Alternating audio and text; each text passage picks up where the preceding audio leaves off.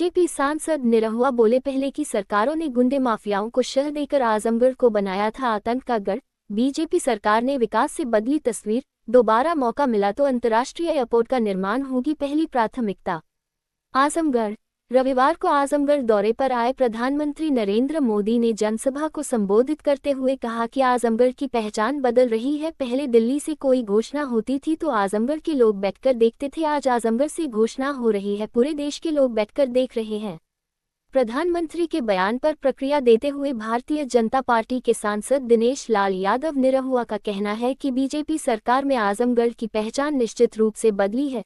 कहा कि पहले सबके मन में यह बात तो थी कि आजमगढ़ ऋषियों, महर्षियों, साहित्यकारों और कलाकारों की धरती है, लेकिन पहले की कुछ सरकारों ने गुंडे माफियाओं को इतना शह और समर्थन मिलता था कि एक तरह से आजमगढ़ को आतंक का गढ़ बना दिया था। कहा कि जब से केंद्र में नरेंद्र मोदी जी की सरकार आई है, प्रदेश में योगी आदित्यनाथ की सरकार आई, तब से गुंडे माफियाओं पर इतना नकेल कसा कि अपराध तो खत्म हो ही गया, विकास की एक नई कहानी शुरू हुई।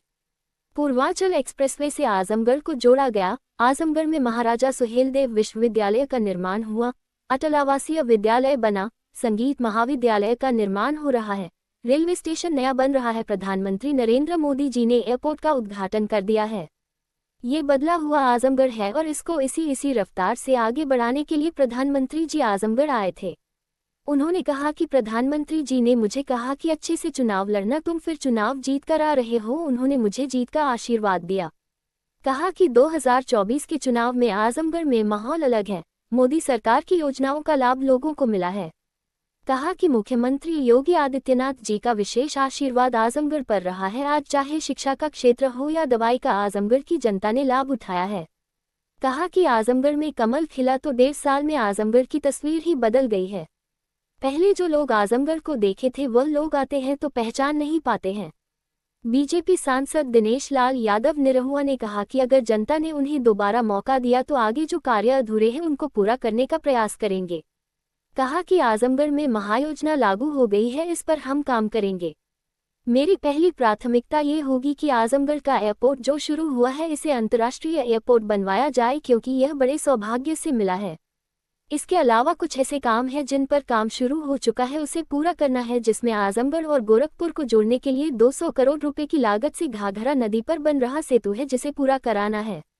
रेलवे लाइन के सर्वे का काम पूरा हो चुका है, इसे आगे बढ़ाना है। आजमगढ़ का रिंग रोड का काम शुरू हो चुका है, इसे पूरा करना है।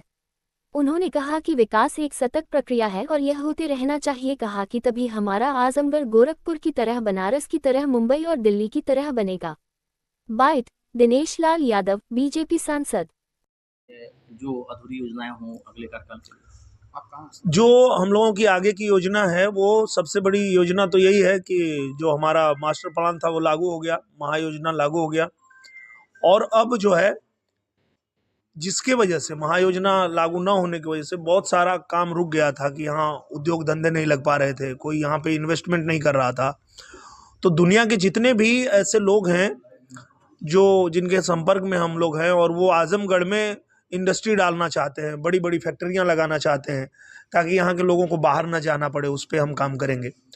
इसके बाद जो हमारा एयरपोर्ट अभी शुरू हुआ है, अभी तो सिर्फ लखनऊ के लिए शुरू हुआ है, लेकिन मेरा सबसे पहला काम जो है प्राथमिकता के आधार पे वो यही है कि सबसे पहले अंतर्राष्ट्रीय हवाई अड्डा हमको बनवाना है। और वो इसलिए बनवाना है कि ये बड़े भाग्य से मिला है। प्रधानमंत्री जी भी आज जब अवलोकन कर रहे थे तो उन्होंने कहा कि ये तो अंतर्राष्ट्रीय हवाई अड्डा पास हुआ है। तो हम लोगों ने कहा जी, अंतर्राष्ट्रीय हवाई अड्डा भी आप ही उद्घाटन करेंगे।